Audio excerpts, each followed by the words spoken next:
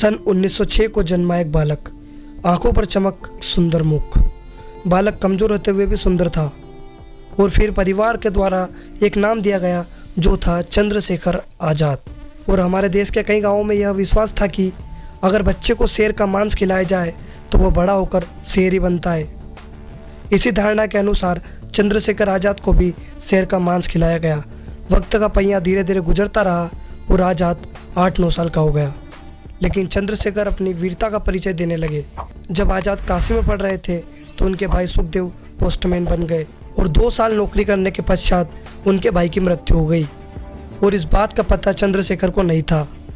और फिर 13 अप्रैल 1919 को वैसाखी के दिन रॉलेट बिल के विद्रोह में 20,000 लोग जलियांवाला बाग में उपस्थित हुए और उसी समय क्रूर जनरल डायर उपस्थित हो गया और वह अपने साथ लगभग 150 से ज़्यादा सैनिक लेकर आया था जो कि हथियारबंद थे।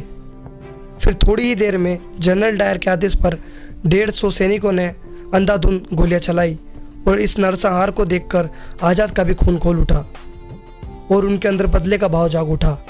और इस समय वे 14 वर्ष के थे और क्रांति की आग चारों तरफ धधक रही थी और एक तरफ कटघरे में चंद्रशेखर आज़ाद को ले जाया गया क्योंकि एक बार किसी कारणवश उनको जेल भी जाना पड़ा था।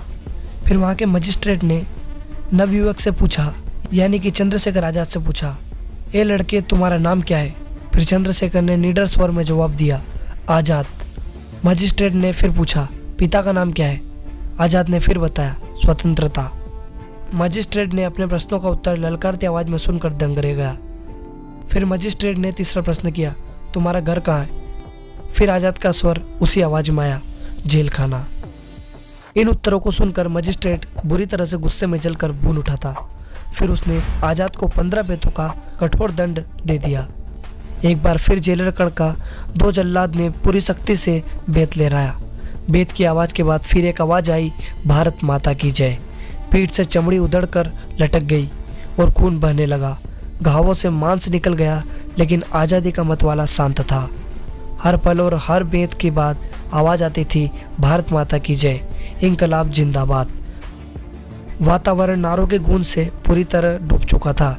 आज़ाद को जब बाहर लाया गया तो आज़ाद पर फूलों की वर्षा होने लगी और आज़ाद का शरीर फूलों की माला से लद चुका था और बनारस के ज्ञानव्यापी मोहल्ले में क्रांति की लहर जाग उठी थी।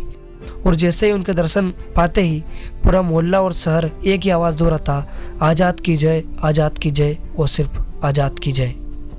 क्योंकि क्रांतिकारी आज़ाद ने कहा था, फांसे का बंधा तुम्हें मुबारक और मेरी गोली मुझे मुबारक। क्योंकि उनके पास एक एक्स्ट्रा गोली होती थी। अगर वो अंग्रेजों से गिर जाते तो उन्होंने पहले ये बात तय कर दी थी कि मैं अपनी गोली से खुद को शूट कर लूँगा। और आखिर में वही हुआ, अल्फ्रेड पार्क में उन्होंने अपने आप को गोली मार ली।